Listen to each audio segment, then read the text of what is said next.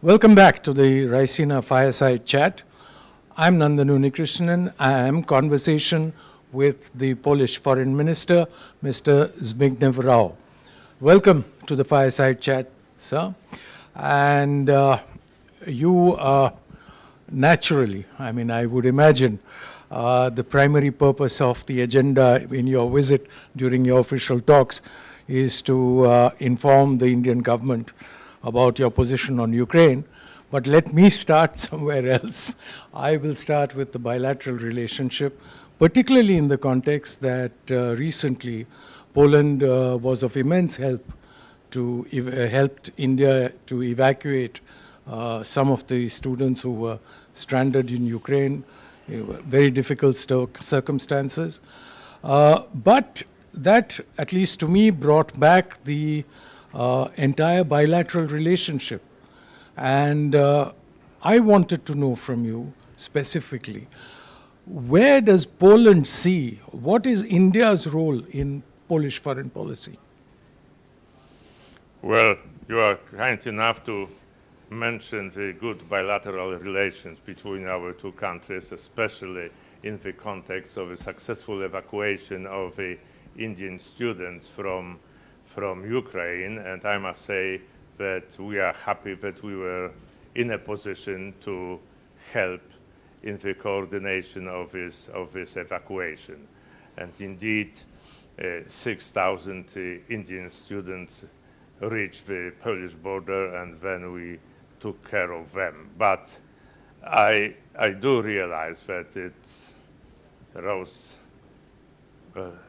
some good sentiments towards my country in India, but I must say that we look at it in the context of our previous experience, and I must assure you that every educated person in Poland, when thinking about India, thinks at the same time at the experience of the Polish orphans who were generously received and admitted to India after their horrifying experience in Siberia. And we are talking about hundreds of children, homeless children, orphans, and you generously took care of them. So I suppose this is a chain of deeds of goodwill between friends. So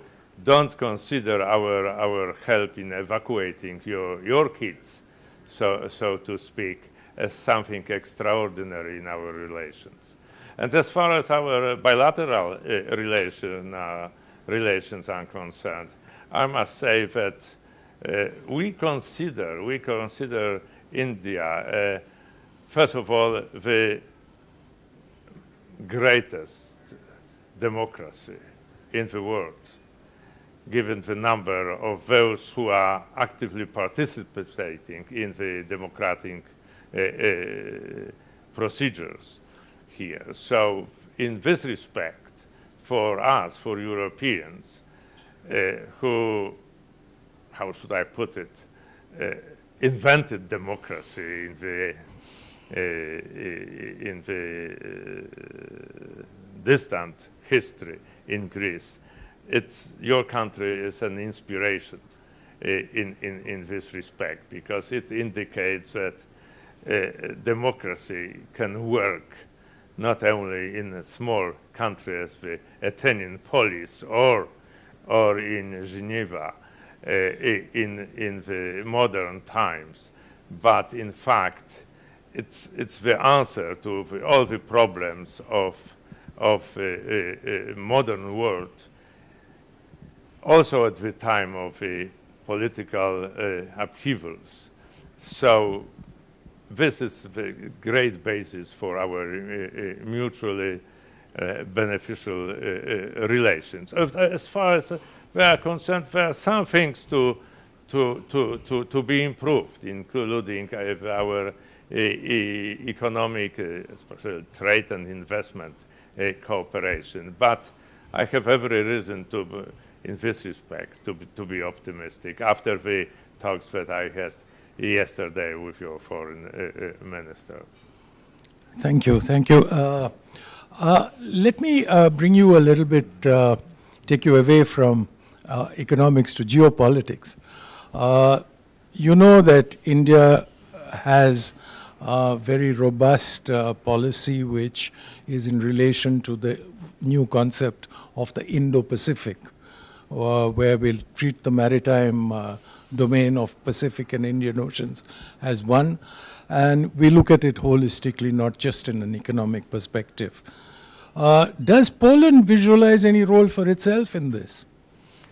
Well, we are committed and an active member of the European Union, and what we see and what we strive for in the European Union is to be included as a global partner in terms of ensuring peace and security all over the world. And the Indo-Pacific area plays a vital role here, because we are partners in terms of understanding, and I believe also in terms of defending the basic value of a rules-based order, especially now when the security architecture, in the result of unprovoked Russian aggression against Ukraine, has been not only undermined, but in fact destroyed. So what is necessary is to join forces of like-minded entities. And in the Indo-Pacific area, India is playing a vital, fundamental role, I would say, in reconstructing this security architecture. And the European Union considers itself these days an important partner in this endeavor. You give me the right entry into the next question, as it were. Obviously today, you being the foreign minister of Poland, you're coming from Europe, where there is a major crisis, the Russian invasion of Ukraine. I don't want to take your time by discussing the humanitarian crisis. We can see it play out on the newspaper pages every day. I would like to take you a little further down the road and ask you, how do you think this is likely to play out? What is the solution to this? Well, if you are asking me about the outcome of this aggression, it's, well, let me tell you, it's very difficult to be a prophet in your own neighborhood. But nevertheless, if you take into account, I would say, reasonable arguments for the future. So the only way out of this crisis, as I see it, is to stick to the values and rules on which the post-war, I mean, after the Second World War, international order has been based. And these rules are including the respect for sovereignty of independent states, their territorial integrity, the principle of non-interference, and the freedom to choose their own alliances. If we give up these rules and political practices that which are facilitating the rules, we surely enter the world of chaos, unpredictability, economic decline, and the lack of certainty of anything. So to every reasonable politician, to every statement, to every rational NGO, the choice is obvious. There is no alternative to the rules-based order. The question is how to go there right now. And my answer is very simple. It's necessary, and this is the perspective not only of my country, but also of the transatlantic community, in active politics, but I'm sure also in the reflection of the overwhelming majority of international community. It's the only way out of it is to help the Ukraine to defend itself effectively. So the next step should be the withdrawal of Russian forces from the internationally recognized borders of Ukraine. But in order to ensure coming back to the rules-based order in the future, it's absolutely necessary, and this becomes clear, to deprive Russia of the ability to restore its empire. Because as long as the imperialistic temptations are there on the part of Russian people and of course of Russian leadership, we cannot be safe, neither in Europe nor in the world. This is the only way. We have to admit that, as you know, certainly in India, the 20th century was a very difficult period for empires. And let's do everything possible to make the 21st century even more difficult for that. I can now see why you're a politician. But let me... Actually, I'm a university professor on leave, so to speak.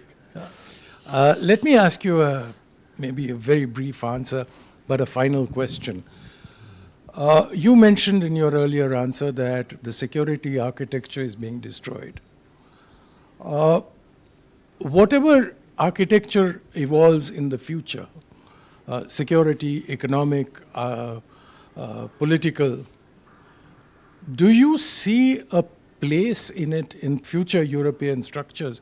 Do you see at all a place for Russia, assuming it is de-imperialized as you were suggesting in your answer? Russia that is democratic, open, non-imperialistic, friendly towards its neighbors, and also ready to cooperate economically. But above all, Russia is an open and pluralistic society.